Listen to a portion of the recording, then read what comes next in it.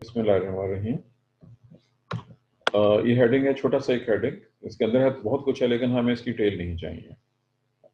Heading है जी, chloroplast contain गैलेक्टोलिपिड्स and सल्फोलिपिड्स। चूंकि ऊपर गैलेक्टोलिपिड्स सल्फोलिपिड्स जिसको सोच के हमें यहाँ जस्ट एग्जांपल है कि क्लोरोप्लास्ट के अंदर ये चीज़ें मौजूद हैं, पाई जाती हैं। उनके फार्मूले ऊपर कल जब हम स्टडी कर रहे थे तो वो डिस्कस हो चुके हुए हैं। अब नीचे देखना है कि यहाँ पे इसने लेवल को वही वाले दिए हैं। ये जो सारे के सारे फार्मूले देखते हैं, ये सारे फार्मूले बहुत पेचीदा हैं। बहरहाल सिर्फ इस हद तक काफ़ी आपके लिए कि ये जो ग्लाइकोलिपिड दिए गए हैं ये क्लोरोप्लास्ट की मेम्ब्रेन्स के अंदर, क्लोरोप्लास्ट के अंदर जो मेम्ब्रेन होती हैं उन्हें थाइलेकाइड्स कहते हैं। क्या आपको ये नाम याद है? याद रखा आपने? एफएससी में था नाम ये वाला। क्या आपको थाइलेकाइड्स का नाम याद है या नहीं याद है? ये आपने जी बताना है। सर अभी मॉलिक्यूलर बायोलॉजी में भी पढ़ा है सर। चलिए ठीक है जी, अच्छी बात है। थाइलेकाइड मेम्ब्रेन वैसे तो आम मेम्ब्रेन जैसी होती है लेकिन उसके अंदर केमिकल, स्पेशल केमिकल्स मौजूद होते हैं। अब यहाँ पे नाम चेक कर लीजिए, ये इनके जो कि एवरेशन दी है साथ में MGDG, मोनोग्लेक्टोसाइड डाइएसाइल ग्लिसरॉल, और ये डाइग्लेक्टोसाइल एसाइल ग्लिसरॉल दो। और ये थर्ड वन जो है इसका बहुत लंबा सा नाम है जो कि एक सल्फोलिपिड है, सल्फर कंटेनिंग। इसमें सल्फर यहाँ पे आपको नजर आ जाएगा सल्फेट की शक्ल में। पहले ये तीन जो दी गई हैं इनमें से जस्ट नजर मार लें इनके ऊपर, और सिर्फ ये स्टेटमेंट याद रखना है कि ये क्लोरोप्लास्ट की थाइलेकाइड मेम्ब्रेन्स के अंदर मौजूद हैं। हमारा अगला हेडिंग वेस्टर्न जी को कोई और चीज़ तो नहीं है, सिर्फ ये नजर मारनी पड़ेगी।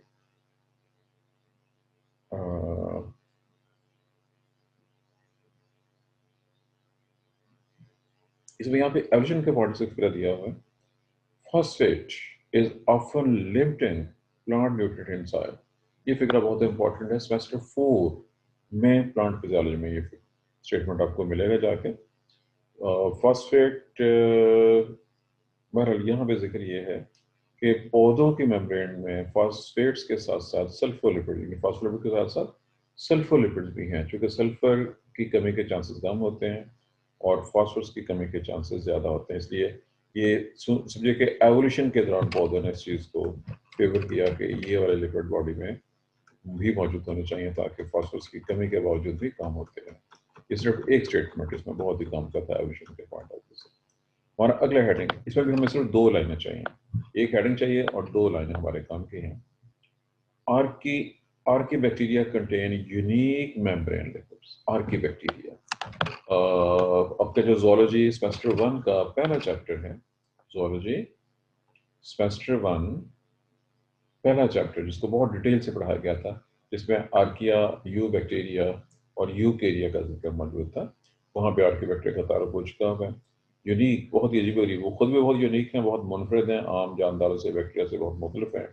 और यहाँ पे उसने ये लफ्ज़ इस्तेमाल किया कि उनके अंदर जो लिपिड्स हैं वो भी यूनिक होती हैं, मुनफरद होती हैं। और एक रीज़न जिसका जिक्र इससे पहले भी हो चुका, वो हाई टेम्परेचर वाले पानी में 83-85 डिग्री सेल्सियस तक के पानी में जिंदा रह सकते हैं। लो पीएच पे, हाई सॉल्ट कंसंट्रेशन, ऐसी जगहों पे वो जिंदा रह सकते हैं जहाँ पे बाकी चीज़ों के मरने के चांसेस मौजूद नहीं। और रीज़न उनकी जो चेंज होती हैं उनके हर सिरे पे ग्लिसरॉल होता है। अब चूँकि ये लफ्ज़ अगरचे आपने नहीं पढ़ा होगा लेकिन मैं 2-3 नाम बोल देता हूँ। एक है अल्कोहल, दूसरा लफ्ज़ है ग्लाइकोल, तीसरा लफ्ज़ है ग्लिसरॉल। क्या आप इन 3 में से कितने नामों से वाकिफ हैं? पहले से मैंने 3 नाम बोले थे। अल्कोहल, सर तीनों पता है। तीनों से वाकिफ हैं? सर बहुत अच्छी तीनों बात। पढ़े। चलें, सर बहुत अच्छी बात है, फिर तो आपने चीज़ पढ़ी है पहले से। याद रखें कि जो ग्लाइकोल और ग्लिसरॉल्स हैं जिसमें 2 OH या 3 OH होते हैं, ये बहुत इंपॉर्टेंट हैं। और ये जिन जानदार में होते हैं उसको ये शदीद एक्सट्रीम कंडीशन से बचाने में अहम पार्ट प्ले करते हैं। मैंने एक पॉइंट जो कि यहाँ पे इसने ऐसा डिस्कस नहीं किया हुआ, उसका नाम दिया हुआ है लेकिन उसके फंक्शन के लिहाज से जिक्र नहीं किया। यही दोनों मालिक्यूल जिनका नाम मैंने लिया है ये उन जानवरों में भी पाए जाते हैं जो इंतहाई ठंडे इलाकों में सर्वाइव करते हैं, रहते हैं। जी बस ये सिर्फ 2 स्टेटमेंट काफ़ी हैं यहाँ पे, हमें ज़्यादा डिटेल में नहीं जाना। अगला हेडिंग है जी, स्पिंजोलिपिड्स आर डेरिवेटिव्स ऑफ स्पिंजोसिन। चूँकि ऊपर स्पिंजोसिन और स्पिंजोलिपिड्स का नाम आ चुका हुआ है, हमने सिर्फ नाम की हद तक ये फिक्र पढ़ना है।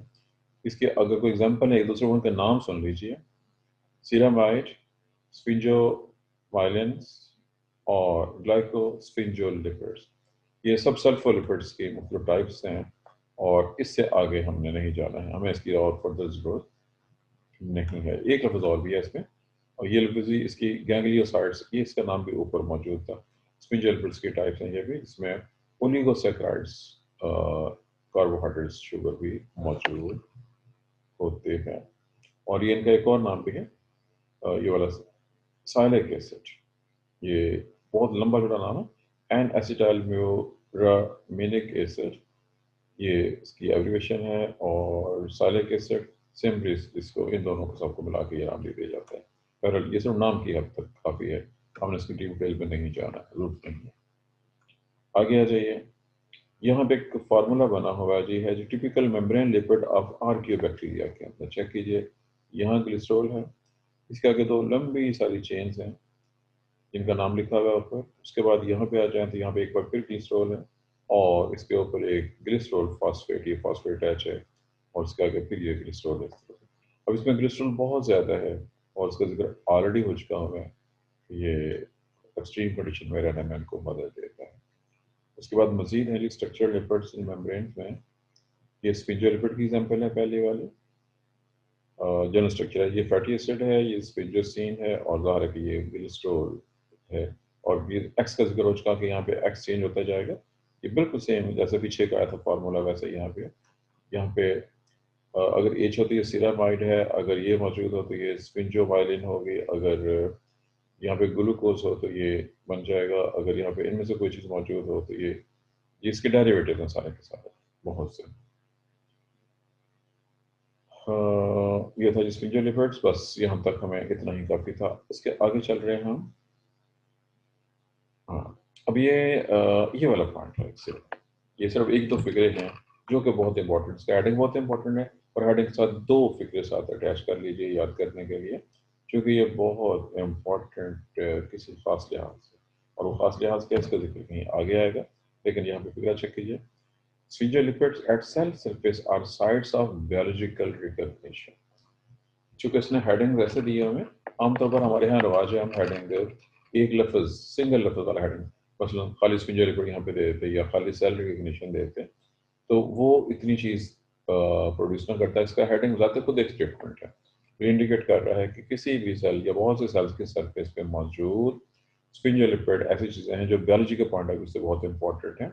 और सेल रिकग्निशन, बायोलॉजिकल रिकग्निशन, जहाँ पे कोई चीज़ या एक सेल या एक मालिक्यूल दूसरे सेल को या एक मालिक्यूल को पहचान सकता है, उसके लिहाज से बहुत ही इंपॉर्टेंट है। और इसकी भी डिटेल हमें यहाँ पे जरूरत नहीं है। इसका ताल्लुक कैंसर के साथ भी है, कैंसर में जो रिसर्च हो रही है उसके हवाले से। ये सालिक एसिड का फार्मूला यहाँ पे दिया गया है जिसका नाम ऊपर आया था। आगे आ जाइए। कैंसर के साथ है जी, इसका ताल्लुक कैंसर के साथ भी है। क्या ताल्लुक है? चूँकि आप लोगों ने कैंसर फिलहाल नहीं पढ़ना है, जब वहाँ पे कहीं आएगा तो फिर देखा जाएगा कि वो क्या है और किस लिए है। जी, ये आगे फिर बहुत सी एग्जांपल्स हैं, हमें इन एग्जांपल्स की और फिर डिटेल में जाने की जरूरत नहीं, जिसमें छोड़ रहा हूँ उनको। हाँ, यहाँ पे एक नई चीज़ मुझे नजर आ रही है, ओ एंटीजन। ये सिर्फ O antigen, A antigen, B antigen, I am sure कि आप इन नामों से वाकिफ हैं पहले से। कोई बताना चाहेगा आपकी क्लास में से कि क्या आपने ये नाम पहले कहाँ पढ़े हुए हैं? O antigen, A antigen, B antigen. जी बिल्कुल ठीक है जी, हीरा का जवाब बिल्कुल दुरुस्त है।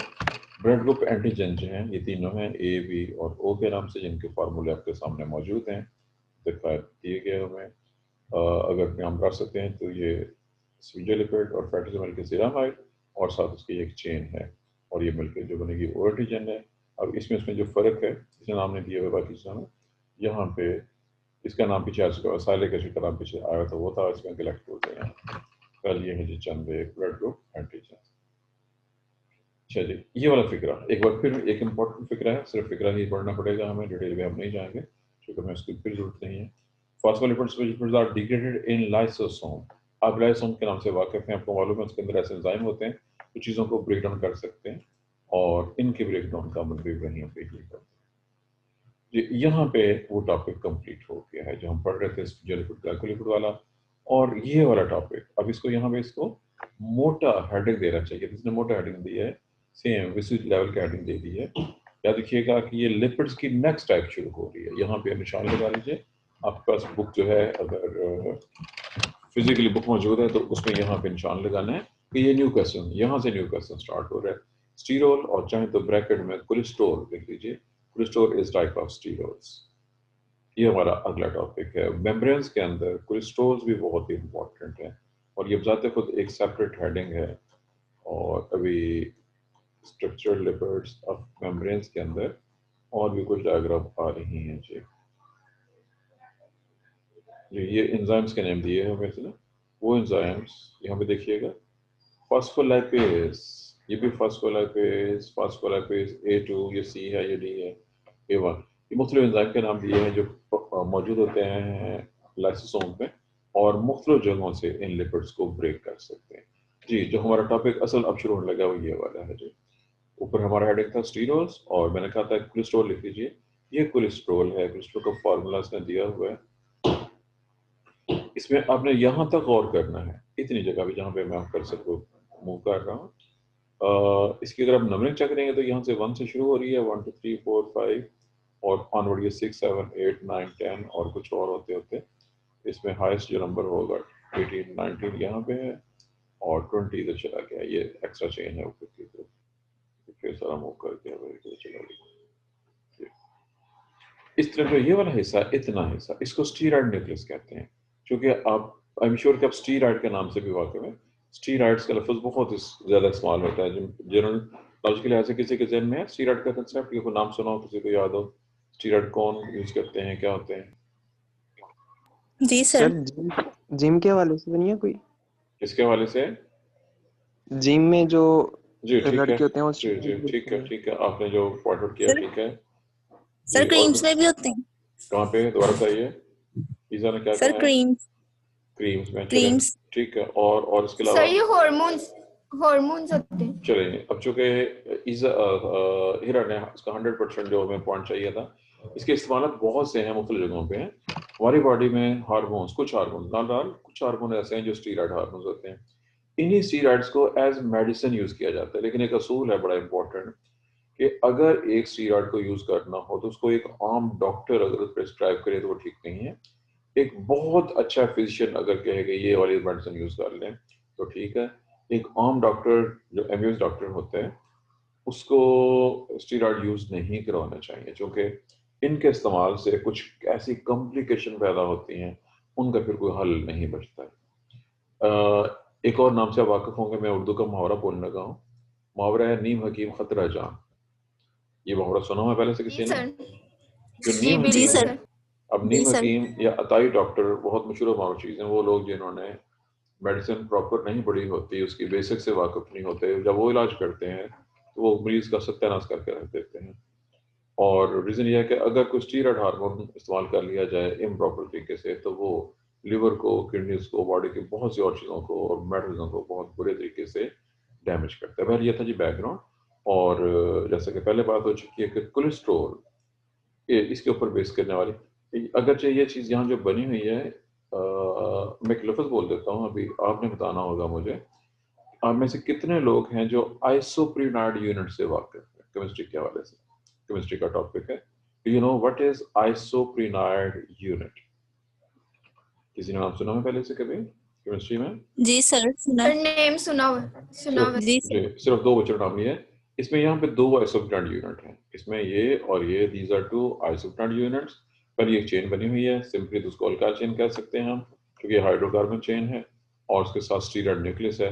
और ये हमारे कोलेस्ट्रॉल का एक मॉलिक्यूल है जिसका फार्मूला आपके सामने यहाँ पे दिया गया है। अब चूंकि इसके डेरिवेटिव बहुत ज़्यादा हैं, अभी देखते हैं कि आपकी बुक ने कहाँ तक इसका जिक्र किया है, लेकिन इसका मैं थोड़ा सा बैकग्राउंड बताना चाह रहा हूँ, आपने मुझे फॉलो करना है।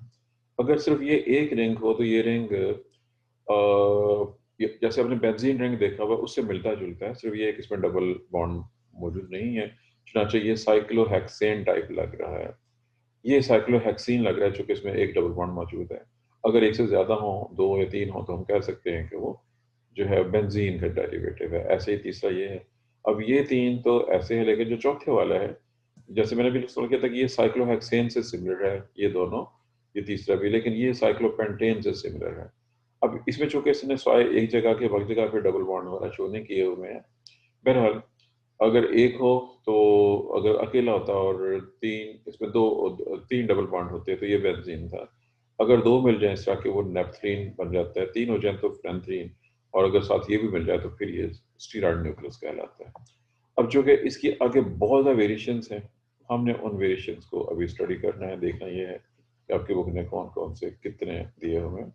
इसके बहुत से फंक्शन हैं। ये सेल मेम्ब्रेन में पाया जाता है एक, और इसके अलावा ये हार्मोन्स का हिस्सा है दो, और एक पॉइंट यहाँ पे चेक कीजिएगा लफ्ज़, यह जो टारोकोलिक एसिड के नाम से बाइल एसिड, बाइल पित्ते के अंदर जो स्क्रीशन होती है उसको बाइल कहते हैं, उसके अंदर ये मौजूद है, जिसका फॉर्मूला आपके सामने मौजूद है। आई एम श्योर आप में से किसी ना किसी को पता होगा कि पित्ते में पथरियाँ होती हैं या बनती हैं, कुछ लोगों में खासतौर पर ज़्यादा। इस बात से वाकिफ है कि नहीं? जी सर। पित्ते की पथरियाँ भी कोलेस्ट्रॉल से बनी होती हैं, याद रखिएगा। जी सर। जो पित्ते की पथरी है वो कोलेस्ट्रॉल से बनी होती है, और फीमेल में इसके होने के चांसेस ज्यादा होते हैं। पर ये है जी कोलेस्ट्रॉल का। अच्छा, यहाँ पे चूंकि इसने इसको मेम्ब्रेन के रेफरेंस से दिया है, अगर हम वापस जो हमारा असल चैप्टर है लिपिड्स के हवाले से, याद रखिएगा कि लिपिड्स की जो टाइप्स हैं उसमें जो आखिरी टाइप है उसमें स्टीरोल्स, जिसमें कोलेस्ट्रॉल सबसे मशहूर मारूफ है, या स्टीरॉयड्स इन जनरल कह लीजिए, ये बहुत इंपॉर्टेंट है, क्योंकि ना सिर्फ सेल मेम्ब्रेन का हिस्सा है बल्कि बहुत से हार्मोन्स के अलावा और भी इनके फंक्शन है, जिसकी ज़्यादा डिटेल तो आपके पास नहीं होगी, लेकिन बहरहाल कुछ ना कुछ चीज़ें आपको मिल जाएंगी जी। अब यहाँ ये समरी दे रहा है, समरी में बहुत इंपॉर्टेंट पॉइंट होते हैं। Polar lipids with polar heads and non polar tails, तमाम फैटी एसिड्स, फैट्स और लिपिड्स के अंदर जिक्र पीछे हो चुका हुआ। ग्लिसरोफॉस्फोलिपिड्स, इसमें ग्लिसरीन ज़्यादा मिताद में मौजूद है, ऊपर अभी हम डिटेल्स उसको पढ़ चुके हैं हमने। क्रोमोप्लास्ट की मेम्ब्रेन को आज स्टडी, ये समरी है, हमने जो कुछ पढ़ा है वो सब कुछ। अब यहाँ पे जैसा कि यहाँ पे बाइल का इसने जिक्र किया, यहाँ भी जिक्र मौजूद है। बाइल जो कि वो स्क्रीशन है जो जिगर में पैदा होती है, पित्ते में स्टोर होती है, और फिर अगर ये ज़्यादा हो जाए बॉडी में तो उसे यरकान हो जाता है। आप इस नाम से पहले से वाकिफ हैं। इसके अलावा बाइल के अंदर कुछ स्क्रीशन है जिसको बाइल एसिड्स कहते हैं, जैसे एक यहाँ पे इसने दिया है कोलिक एसिड का नाम, आपको यहाँ पे कहीं नहीं मिलना चाहिए, कोलिक एसिड, और ऐसे ही डीऑक्सीकोलिक एसिड, सोडियम कोलेट, डीऑक्सीकोलेट, मैंने कुछ नाम बोले हैं, ये सब के सब बाइल एसिड्स का हिस्सा है जी। ये फिक्र है जी। Bacteria can not synthesize sterols, एक फिक्र हम ऑलरेडी कहीं पढ़ चुके हैं, आपने भी पढ़ा हुआ है, याद हो आपको। बैक्टीरिया की सेल मेम्ब्रेन में स्टीरोल्स यानी कोलेस्ट्रॉल वगैरह मौजूद नहीं होते, और यूकैरियोट्स, एनिमल प्लांट वगैरह की सेल मेम्ब्रेन के अंदर ये मौजूद होते हैं।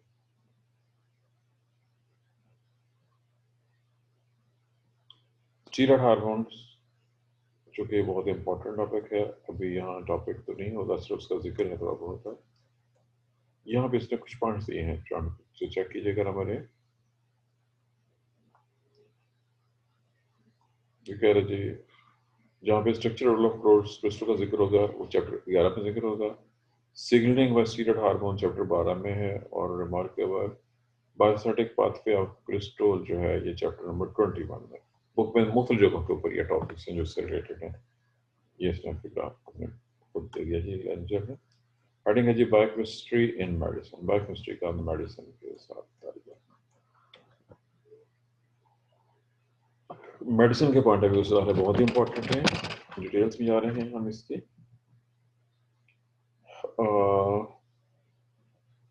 कुछ ऐसी बीमारियां हैं जिनमें बीमार इंसानों की, और जेनेटिक बीमारियां होंगी डेफिनेटली, इसलिए इस्तेमाल किया है इनहेरिटेड, विरासत में यानी वालिदैन से बच्चों में मुंतकिल होने वाली ऐसी डिजीजेस, इन्हीं को कंजेनिटल डिजीज का नाम भी दिया जाता है उर्दू में, पैदाशी या विरासती बीमारियां। इसमें लाइसोसोम स्टोरेज डिजीज का नाम भी आएगा, और टे सैक डिजीज का नाम किसी को याद हो, पहले से याद है नाम किसी को टे सैक डिजीज का? कहाँ पढ़ा था जी सर, पढ़ा हुआ है। जी सर। और ग्लाइकोजेनोसिस टाइप 2,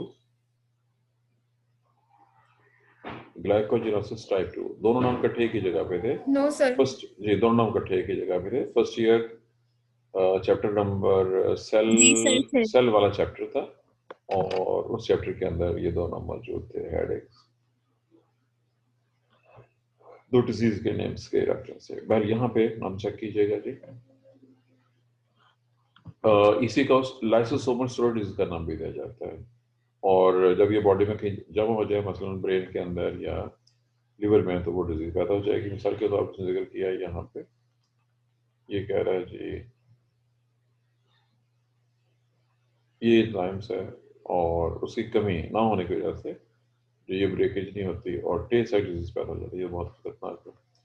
यहाँ पे है जो बीटा गैलेक्टोसिडेज, अगर ये एंजाइम ना हो तो ये वाली हमारी पैदा हो जाएगी जॉन्डिस गैंग्लियोसाइटोसिस के नाम से। ये इस मॉलिक्यूल, ये एंजाइम यहाँ से इसको तोड़ता है। बीटा गैलेक्टोसिस का नाम आपकी फर्स्ट ईयर या सेकंड बुक में जेनेटिक इंजीनियरिंग चैप्टर के अंदर भी मौजूद था।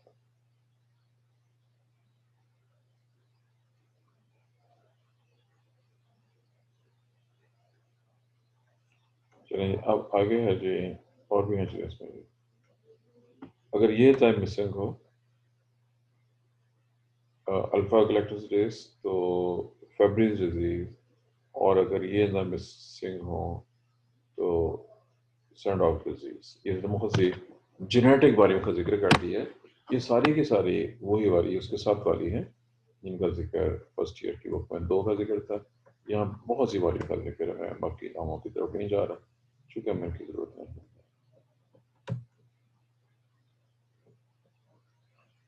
छोटा सा पॉइंट, ये भी बहुत लंबा टॉपिक है, सिर्फ 2 लाइनों के अंदर।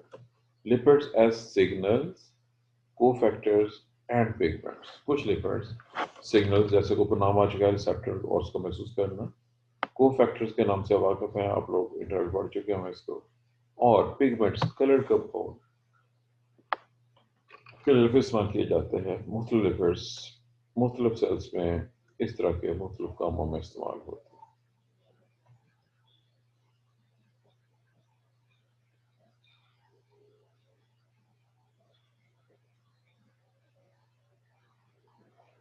ये टॉपिक हमारा पूरा हो गया जी।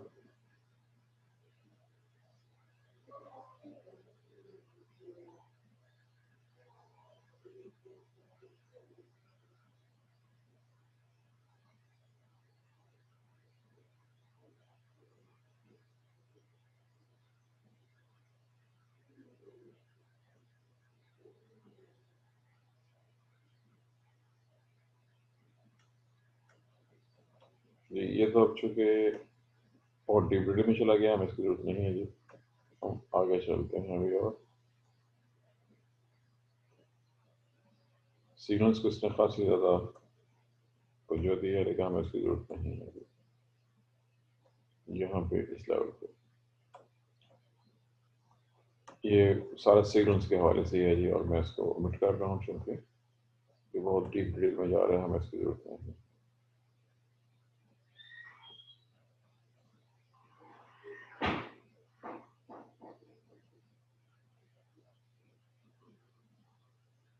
जी यहाँ पे एक काम की चीज़ मैटरिज्म के हवाले से, अगर रिएक्शन को याद रखना मुश्किल होगा, लेकिन नाम बहुत आसान है और उसका जिक्र चूँकि आगे फिजियोलॉजी में आएगा सेमेस्टर नंबर 5 में जाके। यहाँ पे लफ्ज़ चेक कीजिएगा, एराकिडोनिक एसिड, चूँकि हम इस नाम से वाकिफ हैं पहले से। ये याद रखिएगा, इसने इसको फोल्ड कर दिया और बहुत छोटा सा। फोल्डिंग का मकसद क्या था? ये फोल्ड होकर जब ये डिराइव करेगा, जो चीज़ें बनेगी वो कैसे बनेगी, क्या बनेगी, वो इसलिए। लेकिन हमें सिर्फ इतना देखना है कि इससे आगे नंबर 1 ये बन सकता है, नंबर 2 ये बन सकता है, नंबर 3 इससे बहुत सी चीज़ें बन सकती हैं। हमें सिर्फ यहाँ पे इससे ज़रूरत है, खास तौर पर लफ्ज़ आपके लिए नया है, PGE1 प्रोस्टाग्लैंडिन E1। आप इस नाम से पहले से वाकिफ नहीं हैं। आई एम श्योर कि आपने ये नाम पहले से नहीं पढ़ा होगा, लेकिन मेरा ख्याल है आपने सेकंड ईयर बायोलॉजी में चैप्टर 18 था गार्बन, प्रोस्टेट ग्लैंड का नाम जरूर पढ़ा होगा। Do you remember prostate yes gland? Sir. जी सर। प्रोस्टेट ग्लैंड जो है वो मेल मैमल्स में होता है, सिर्फ मेल मैमल्स में, फीमेल्स में नहीं होता। उसके अंदर ये केमिकल पैदा होता है और उसके अलावा भी बॉडी में और जगहों में पैदा होता है। इसका रोल क्या है, फंक्शन क्या है, हमें यहाँ पे इसकी जरूरत नहीं है। इसका ताल्लुक रिप्रोडक्शन के साथ है। और ये सेमेस्टर 5 में फिजियोलॉजी के अंदर इसका जिक्र आएगा। ये जो बाकी केमिकल्स हैं मैं उनको ओमिट कर रहा हूँ क्योंकि ये रिक्वायर्ड नहीं है। अब यहाँ पे आगे हेडिंग शुरू हो गया जी, स्टीरॉयड हार्मोन। स्टीरॉयड हार्मोन क्या करते हैं और कैसे करते हैं, हार्मोन्स के नाम से पहले से वाकिफ हैं। हार्मोन ऐसे केमिकल्स हैं जो एक जगह पैदा होते हैं और कहीं दूसरी जगह पे जाकर ट्रांसपोर्ट होते हैं ब्लड के जरिए और इफेक्ट करते हैं। यहाँ पे बहुत से हार्मोन्स के नेम्स, इनके फार्मूले कम से कम आपको आने चाहिए। अगर कोई क्वेश्चन आ जाता है तो आप इस काबिल हों कि इसका फार्मूला ड्रा कर सकें। टेस्टोस्टेरोन, आई एम श्योर इसको देखते ही आपको याद आ जाएगा कि ये स्टीरॉयड न्यूक्लियस है। इतना यहाँ से लेके यहाँ तक इट इज स्टीरॉयड न्यूक्लियस, और इसमें मुख्य जगह पे यहाँ पे सीटोन है, CH3 है, CH3OH लगा हुआ है। ये है जी टेस्टोस्टेरोन। आप मुझे बता सकेगा ये क्या चीज है? ये चूंकि नाम आपने पढ़ा हुआ है सर ये भी हार्मोन है जी। It is male sex hormone. Testosterone. It is male sex hormone. Common name है एंड्रोजन। कॉमन नेम है एंड्रोजन। अब यहाँ पे आ जाए, ईस्ट्राडायोल, ये नाम आपने नहीं पढ़ा हुआ, लेकिन कोई अंदाजा हो इसको देख के आपके जहन में कोई नाम आता हो, ये भी चेक कीजिएगा। दोनों बहुत ज़्यादा सिमिलर हैं। यहाँ फर्क सिर्फ यह है कि इसमें एक डबल बॉन्ड था, इसमें यहाँ पे बेंजीन रिंग पूरा बना हुआ है, 3 डबल बॉन्ड के साथ है। बाकी चीज़ें भी काफ़ी हद तक सिमिलर हैं। कोई गैस कर सकते हैं कि क्या हो सकता है estradiol? No sir. It is estrogen. आप एस्ट्रोजन के नाम से वाकिफ हैं? श्योर? Yes sir. ये एस्ट्रोजन जी सर, इसका पता है। ये एस्ट्रोजन ही है। आगे आ जाए, कॉर्टिसोल, ये नाम भी आपने पढ़ा हुआ है। कॉर्टिसोल का नाम भी पढ़ा हुआ है, याद है? बोल जी सर, पढ़ा हुआ है। ये भी वही पे जहाँ पे उसका जिक्र था, chapter 18, chapter 19 nervous system endocrine system के अंदर कॉर्टिसोल बहुत इंपॉर्टेंट हार्मोन है। एल्डोस्टेरोन, ये नाम भी आपने चैप्टर 15-16 में, जहाँ पे यूरिन फॉर्मेशन का जिक्र है, यूरिन में पानी की मिकदार का जिक्र है, वहाँ पे एल्डोस्टेरोन का नाम भी था। अब चेक करें, ये मिलते जुलते हैं, दोनों के स्ट्रक्चर काफी ज्यादा मिलते जुलते हैं। नेक्स्ट कुछ अब नए नाम आ जाएंगे इसके बाद। ये नाम आपने पहले नहीं पढ़े हुए, इनकी जरूरत नहीं है, आपको छोड़ दीजिए इनको। जो ज्यादा मशहूर थे वो सारे मैंने डिस्कस कर लिए हैं। जो कोलेस्ट्रॉल डेरिवेटिव हार्मोन्स थे बहुत शुरू मारो, वो डिस्कस हो गया, उनका जिक्र हो गया। सर इतना काफी है आज। चले मैं सिर्फ इसी पे खत्म करने लगा, वैसे भी टाइम खत्म हो रहा है जी। 38 मिनट हो चुके हुए हैं। चले ये इसको देखिए जरा सा, ये क्या हो गया, ये कहाँ पे आ गया?